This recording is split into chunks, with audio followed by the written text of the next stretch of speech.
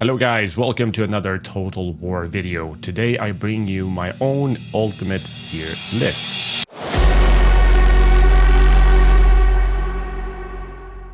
But a few disclaimers out of the way first. This is of course entirely subjective from my own experience with the various games, and maybe stating the obvious with that, but just want to get that one out of the way. I thought of doing, is it even possible to do an objective tier list with the Total War games? I don't think so, because they all have their strengths and weaknesses, and we all have our varied amount of hours in the games. I know you have as well, and I think that affects a lot on how we perceive the different games as well. So let's just do it, let's have some fun with it. Feel free to discuss, disagree, agree with my own choices here, and with each other of course. But do mind, be respectful towards one another in the comments down below. We don't want a shit show down there. Just discuss what we'd like and dislikes with the various games. Alright, let's begin. So, let's go through the categories first. I was thinking about this for way too long as well. What kind of categories should we even include? And we have the major titles here to be rated. And we have a few of them that haven't been played yet. Then we get to the top. We have the Total War of Fame. I will elaborate a bit on that in a bit. Then we have Total Fun. You know, the best games you have played. You know, that just keeps you coming back and back again. Even if you have spent thousands of hours in them. You just want to play more. And then we have the Victorious Campaigns. That doesn't quite fall into the Total Fun category, but you have such very fond memories of several campaigns in these games that, you know, they just bring you a smile to your face when you think back on them. Those kinds of games. And then we have the fun games, you know, that doesn't qualify of neither of the two, but you still have enjoyed them to a fair amount of degree. You enjoyed them, had fun, and yeah. Simple as that. And then I included an okay category. You know, it's okay, nothing more, nothing less. Sort of like that. And then we have the total trash. You know, the Total War games you wished you never even installed. So the first two games, Shogun Total War and Medieval Total War. I'm going to put both of these ones in the Total War of Fame. Because when I started to think about them, I just can't justify getting them into any other of the categories. They are old games, you know, and for their time they were so good. I still remember to this day when Shogun 2 Total War was released, because back in the day I was playing Age of Empires, and a good game as well, by the way. But I always liked, you know, I always got annoyed by the unit cap, and I always dreamt of being able to recruit thousands of units and sending them to battle and just watch it play out in an historical time setting. And then Shogun Total War came along. It was a dream, an absolute dream, all I ever wished for. And not only that, then Medieval Total War came out. It was like a dream on top of the dream, because I wasn't even into Japanese history, and I still don't, and I'm still not, I guess, but I didn't know a thing about Japanese history when Shogun Total War came out, but I had a fair amount of knowledge even back then in the medieval era, because we learned about it a bit in school, and I was just genuinely interested in it. So when that came out, I was like, are you kidding? My kind of favorite game in a setting that I actually know something about. It was just, in short, amazing. So I sank a lot of hours in both these games at the time as a teenager. So, but they are outdated, so I can't put them in any other place than the Total War of Fame. And those are the only two games I'm going to put there. There are other games that will eventually, for me, be there as well, but not just yet. The next one, Rome, is kind of a weird one for me, because when Rome came out, I didn't have a good enough computer to run it. I bought the game, I remember that much, but I remembered also that it was unplayable. Just, you know, it was like watching with 5 FPS or something. It was just unplayable. At that time, I still found myself going back to medieval Total War, and I haven't really played Rome Total War since. I watched a fair bit of gameplay on it. Yes, I played it a bit, and I did not play the remaster. I didn't find it that interesting, so I have this kind of weird relationship towards Rome Total War. I do recognize it's a huge thing for many in the community, and it's a lot of people's very first Total War game. So I don't really know where to put it, honestly. I can't put it in the Total War of Fame for me, as I haven't played it really. But I can't put it in any other ones as well, because the little I played, it was such a long time ago. So I can't make any kind of sense of fair judgment on it. So I'm actually going to put this one into haven't played yet. And I would never will, by the way. The next one, Medieval 2 Total War. So when Medieval 2 Total War got around, I finally had a good computer to run it. And so instead of going back to Rome, I just went straight to Medieval 2. And this is one of those games that I have played so much through the years. I stopped playing it, oh Jesus Christ, when was that? But I played it a lot of years. Maybe the last campaign was around 2017, 2018. I'm not really sure, but a lot of years, a lot of hours sunk into that game. Absolutely adore it. You know, it was the successor of the first medieval Total War, which I had such very fond memories from the very beginning. And this was really such an enhanced version in every single way. I have actually tried to go back to it more recently, like a year ago or something like that, but for me it's now in the state of being unplayable. And I know a lot of people still like the game and still play it and find it a lot of fun, and with not the Darth mod, the Divide and Conquer, right? The Lord of the Rings mod, stuff like that. But Medieval 2 had just such a very fond place in my heart, and I'm going to put this one into the victorious campaigns.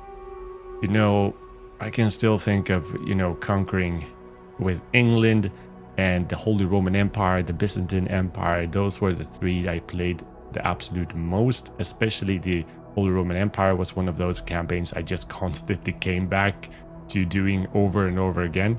And the next one, Empire Total War. I'm going to put this one straight to the victorious campaigns as well. This is the other game, the second game, that brings so many fond memories back. And oh my god, I played this so much, and it's set in one of my favorite historical time periods. Of course it has its flaws, but so has all the games. Empire may have a bit more of them, but I enjoy the time period, the battles, you know, the sound of gunpowder and all that stuff. And it had that, for its time, that grand scale of a campaign map. It's not essentially that big. All the recent titles are much bigger in that sense.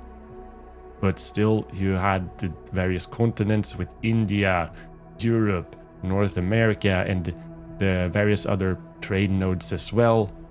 So Empire Total War, oof, oh my gosh. And I'm actually kind of have an itch right now to go back and try it again, but this time with some kind of a different mod. So yeah, despite its flaws, absolutely amazing game. I have nothing bad to say it, and you can't change my mind about that. I absolutely adore it. And it ties into the next game, which is Napoleon. And Napoleon fixes a lot of the issues Empire had, but I constantly, you know, I'm going to put this one into fun games. It's a fun game, but I can't help myself but to think it has that limited scope. So I have never actually seen a reason to choose Napoleon before Empire for me. So Napoleon, a good game, but a very limited campaign setting. And I like Napoleon as a historical character. I like the time period there as well. Just not as much as Empire and other time periods. So I haven't put that many hours in it, but definitely a fun game, no doubt about it. It still holds up fairly nicely to this day as well. Right, guys, are you ready for the next one? Bring forth the pitchforks and torches, because we have Shogun 2 Total War. I'm going to put this one into fun games, and I'm saying this because I know that a lot of people hold Shogun 2 that as a Total War of fame or a total fun category game, and I recognize it's a very fun game, no doubt about it, but I haven't played it as much as probably should have to make a maybe a bit more fair judgment on it, I suppose. But as I previously mentioned, Japanese history, I haven't been all that much into it, so maybe if that would have been a different kind of setting, maybe I would have liked it more, because gameplay wise it holds up very well. Biggest point for me is the field battles. I think they're great. A little bit of that unresponsiveness that you find in both Empire and Napoleon, but still very fun. And due to the limited, cultural variety between units and stuff like that, I think this game still does a very good job of countering that in various ways. Sieges, maybe a bit underwhelming. Good campaign, absolute fun game, and that's one of those games that I'm still thinking about going back to and play more of. And speaking about playing more of, or play at all, is Shogun 2 Fall of the Samurai. I'm going to put that one in haven't played yet, because I haven't played it, but that's one of those games as well that I would like to try and see if I can actually enjoy, because it has that gunpowder in it, and I enjoy my gunpowder for sure, and I like the idea of samurais versus muskets. So definitely one of those games I will at some point play and at least try out, and if that makes it to a campaign on the channel, that remains to be seen, but definitely have my eyes on it still to this day. Okay, so next game is also one of the bigger games, Rome 2. I will start by saying I love the Roman era. I have a fair bit of knowledge about it, so it's nothing about that, and I do enjoy the game. But I have a kind of a weird relationship with Rome 2, as I have with Rome 1, they are kind of fall in between, because when Rome 2 came out, that was in a period where I didn't play much Total War at all, honestly. I was more interested in hanging out at the bar and chasing girls, basically. So it's kind of a weird one for me, but I have played a few hundreds of hours in it. I do enjoy it, but I'm just not. I don't really know how to put it, honestly. I will put it into fun games. I have been thinking of going back to try it with Divide et Impera mod, which I keep hearing makes the game so good. And maybe I will someday, but actually not likely either, because, we still have the next game on the list, which in my opinion is a bit more refined version of how Rome 2 works. So, yeah, a fun game, definitely. It's set in a fantastic era, good battles. Next game, no doubt about it, it's total fun. The game I have put thousands of hours in, and I still to this day enjoy it. I at this moment play the Charlemagne campaign, and I don't think I'm done with it just yet. I think I will probably go back and do another Western Roman Empire campaign. It's has everything. It's, for me, until this point, the closest to perfection of a Total War game that we have got. Yes, interesting time period, perfect battles, a good amount of variety, a smashing campaign with interesting mechanics. It keeps you on your toes, it keeps you challenged, and it's just pure joy. Excellent DLCs. Okay, next up we have the Warhammer series, and I'm actually going to put everyone straight off the bat and haven't played yet. If they would come out today, maybe I would take my time to get stuck into the Warhammer universe. I don't really know anything about it, to be honest. If I did, maybe I would give it a shot because I do enjoy fantasy. It's not about that. I'm just not into fantasy in the Total War setting, if you know what I mean. But I do love fantasy, so this is also kind of a weird one for me. And it's been such a long time since the very first game was released, so at this stage it feels like the learning curve is just too steep. So I'm just going to leave it at that. The only relationship I have with Warhammer is watching a few of Legend of Total War streams, because I enjoy watching it and see a bit about it. But yeah, haven't played, and I will not play them either. Next game is also one of those that I haven't played yet, Thrones of Britannia, but it still sits in my Steam library, but I haven't ever installed it. It just sits there and have been doing so for years. And at some point I will try out a campaign. It's such a weird, because when it was released it was kind of a shit show, and I think I was a bit affected by that. That kind of tipped me into the point of not buying it at the time and trying it out myself, which is kind of goes against my myself in normal cases, because I want to, you know, create my own opinion about a game and try it out and see. But I didn't with Thrones of Britannia, and maybe I should be glad that I didn't pay the full price for it at the time. But I also hear a lot of positive voices more recently, or in more recent years, about the game. That so I'm sure there's a lot of fun to be had in Thrones of Britannia, which hasn't really gotten a fair chance in my mind just yet. So at some point I will definitely try it out. When that happens, that also remains to be seen, I guess. Okay, so next game, Three Kingdoms. A very fun game, definitely. Have a few, like 200 hours, something like that, I think, in it. So the thing with Three Kingdoms, I only ever have like 2 issues really with it. The first being, once again, the time period. I don't think I can stress this enough on how important the time period is in my case, because that's what gets me hooked into the game and gets me kind of intrigued and interested. You know, it plays a large part to know, you have to have that, you know, knowledge about what actually goes on within the time period. That actually plays a huge role. And I do not know a lot about Chinese history, barely anything, honestly. When I first jumped into the Three Kingdoms when it was released, the only knowledge I had was from the movie Red Cliff, and that's basically it.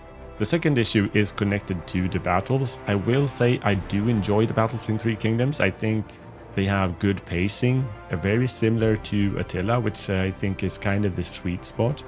And I think they do a good job with the unit variety, despite the lack of cultural variety within the game, for obvious reasons. But for the love of God, you shouldn't zoom in too much on the battles, because there are no matched combat, so it kind of breaks the immersion. And that actually is an important part. I do not zoom in all that much during my battles, because I want to have that bird's view over what goes on. And it's usually stressful fights. But when you do, you want to see some kick-ass animations and, you know, gritty fighting going on. Anyways, Three Kingdoms, a very fun game. That's one of those games I will for sure get back to and play at least one more campaign. So only 2 games left, starting with Troy. That's the only game that's going to fall into the okay category. I don't think it's an entirely bad game. I played around 200 hours, I think, and I will never go back to it. So that kind of, for me, it puts it into the okay category. I'm not interested in going back to it, but while the few campaigns I played, I had fun. It had a great campaign, But the biggest issue for me was the battles. They were the worst in the Total War series, I must say, which is a shame because I found the time period very interesting and the scenario with the Greek mythology very interesting as well. But it was just kind of weird from the start with the history behind the myth approach, which didn't fall into good taste for many and not for me either. The most fun I had was when we got the historical mode, which was kind of maybe a bit lackluster, I guess, but I wouldn't say it's total trash. I did have some fun hours in it, but I will not go back ever to it again. Next up is Total War Pharaoh, and I'm taking this from the Dynasties edition because it's a very huge difference from the base game with a much larger campaign map and the added mechanics as well.